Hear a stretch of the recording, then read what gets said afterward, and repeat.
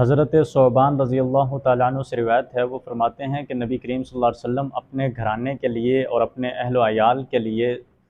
سونا چاندی کی چیزوں کو اور اس طرح کے زیورات کو، دنیا کی زیب و زینت کو اچھا نہیں سمجھتے تھے، آپ پسند نہیں فرماتے تھے۔ واقعہ لکھا ہے کہ نبی کریم صلی اللہ علیہ وسلم جب بھی سفر پر جاتے تھے تو آپ کا یہ معمول تھا کہ جاتے ہوئے سب سے آخری ملاقات اپنی بیٹی حضرت فاطمہ الزہرا رضی اللہ تعالیٰ عنہا سے کرتے تھے،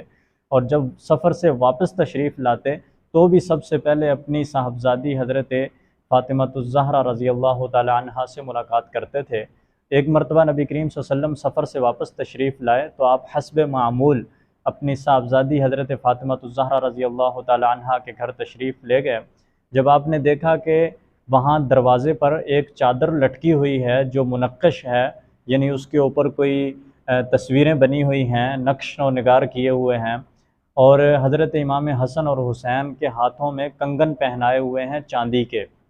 تو نبی کریم صلی اللہ علیہ وسلم نے اس بات کو ناپسند فرمایا اور آپ گھر میں داخل نہیں ہوئے، اسی طرح آپ واپس تشریف لے گئے۔ جب حضرت فاطمہ الزہرا رضی اللہ کو معلوم ہوا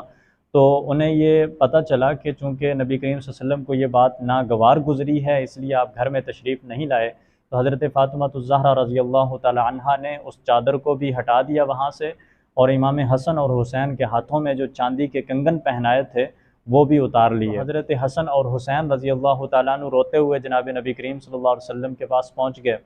تو آپ نے وہ کنگن منگوائے اور ایک صحابی کو دیے کہ یہ کنگن بیچ دیے جائیں، اور اس کی جگہ پر ہاتھی دانت کے جو چیزیں ہیں، زیورات ہیں، وہ بنا کر لا دی جائیں امام حسن اور حسین کے لیے۔ تو گویا یہ جو دنیا کی زندگی تھی اور دنیا کی جو رنگینیاں تھی، یہ نبی کریم صلی اللہ علیہ وسلم ناپسند کرتے تھے، اپنی ذات کے لیے بھی اور اپنے اہل و عیال کے لیے بھی، اپنے بچوں کے لیے بھی۔ اگرچہ دنیا کے مال کو، دنیا کی زیب و زینت کو اختیار کرنا جائز ہے شرعی حدود میں رہتے ہوئے،